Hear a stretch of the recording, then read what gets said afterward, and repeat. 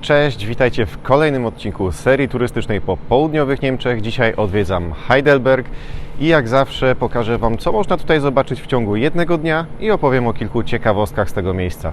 Zapraszam!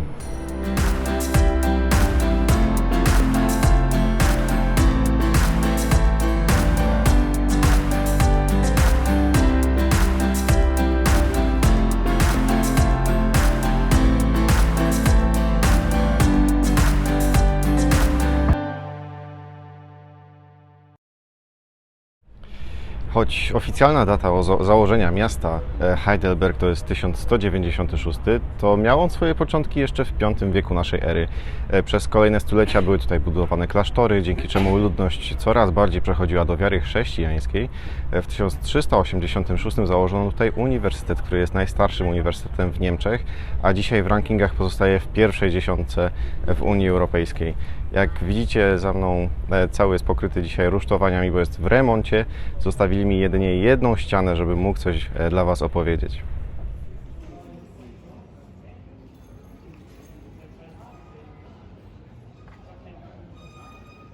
Biblioteka tego uniwersytetu, wybudowana w 1421 roku, nosi kolejne zaszczytne pierwsze miejsce, ponieważ jest ona najstarszą istniejącą biblioteką publiczną w Niemczech. Kościół Świętego Ducha był budowany w latach 1400 i 1441. Jest najstarszą świątynią w Heidelbergu i możemy go podziwiać na rynku w centrum miasta. Co ciekawe, różni się on od innych kościołów tym, że w przyporach kościoła na stałe są wbudowane stragany. Można więc przypuszczać, że pełnił rolę nie tylko świątyni, ale był też centrum dla miasta, gdzie odbywał się handel. Kolejną ciekawostką jest to, że z początku kościół był katolicki, ale po tym jak Marcin Luther przedstawił swoje 95 tez, kościół w pewnym momencie przekształcono na protestancki. Heidelberg grał dużą rolę w procesie przechodzenia tych terenów na protestantyzm, bo to właśnie na Uniwersytet w Heidelbergu przyjechał Marcin Luther, aby obronić wygłoszone kilka miesięcy wcześniej tezy. Zamek w Heidelbergu jest kolejną wielką, jeśli nie największą atrakcją w tym mieście. Został po raz pierwszy wspomniany w 1225 roku i powstał z czerwonego piaskowca z nad rzeki Neckar, stąd jego czerwona barwa. Całe księstwo zostało podarowane elektorom Bawarii, więc Heidelberg, choć jest odległy od Monachium, przez stulecia utrzymywał się w obrębie bawarskich wpływów. Niekorzystne położenie i wojny spowodowały zniszczenie zamku. Próbowano go odbudować w XVIII wieku, lecz zaniechano rekonstrukcji po tym, jak podczas prac piorun uderzył w zamek dwukrotnie, powodując pożar. Dziś na dziedzińcu znajdziemy Muzeum Farmacji, w którym znajdziemy wiele eksponatów i dowiemy się więcej na temat lecznictwa i tego, jak się ono rozwijało na tych terenach na przestrzeni wieków.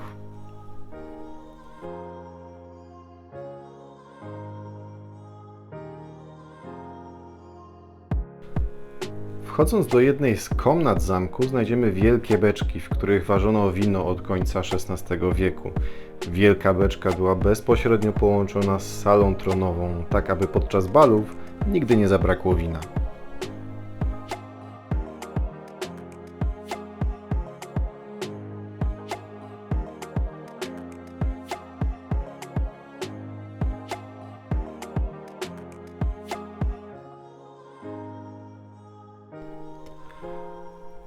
Wychodząc na taras widokowy zobaczymy panoramę miasta i przeciwległą świętą górę Heiligenberg wraz z prowadzącym do niej starym mostem, jedną z wizytówek Heidelbergu.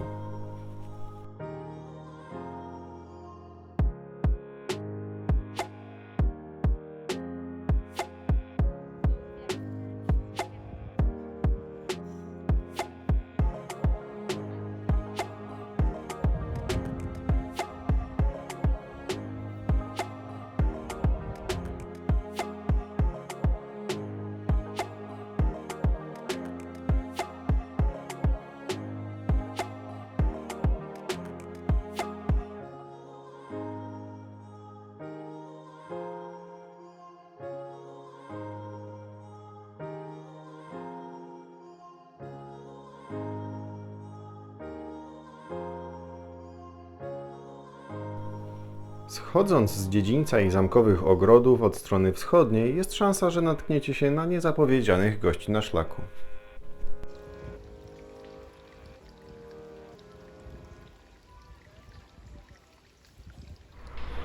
Karlstor jest bramą do miasta, którą widzicie teraz za moimi plecami. Ona zaznacza wschodnią granicę Starego Miasta Heidelbergu. Została podarowana miastu przez Karla Theodora, czyli elektora Bawarii, a została oddana w 1781 roku.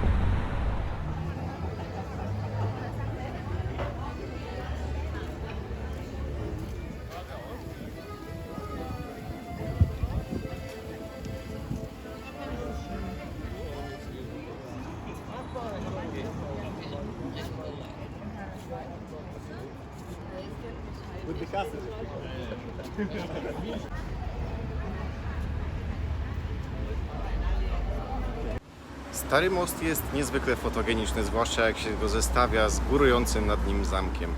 Zbudowano go w 1788, również za sprawą Karla Theodora. Historia niestety tego mostu nie jest aż tak różowa. Podczas II wojny światowej, a raczej już przy końcu, Niemcy, wycofując się z Heidelbergu pod naporem sił aliantów, chcąc spowolnić ich postępy, wysadzili część z mostu, a tak właściwie to 3 przęsła z tego mostu.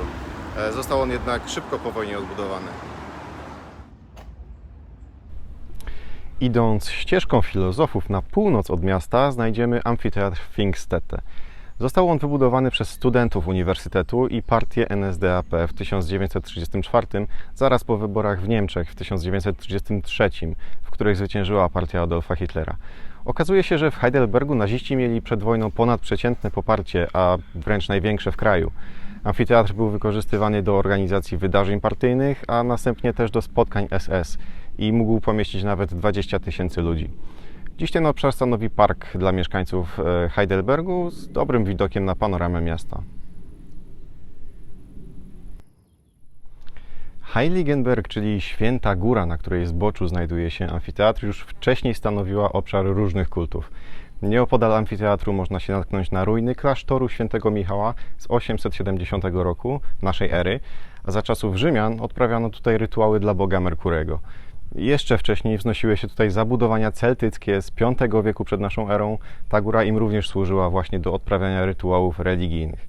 Przez swoją historię obrzędów religijnych znajduje się tutaj na terenie całej góry wiele pochowanych ludzi, włącznie z ceramiką, którą datuje się na epokę kamienia z V tysiąclecia przed naszą erą. Dzisiaj w tym opuszczonym i zarastającym amfiteatrze świętuje się Hexennacht, czyli Noc Czarownic 30 kwietnia, na której są pokazy bębniarzy, pokazy plucia ogniem czy żonglerki. Wydarzenie oficjalnie zostało zakazane ze względów bezpieczeństwa, ale widać, że ludzie znajdowali sposób, aby tutaj przybywać przez tysiące lat, więc pewnie z tym też sobie poradzą.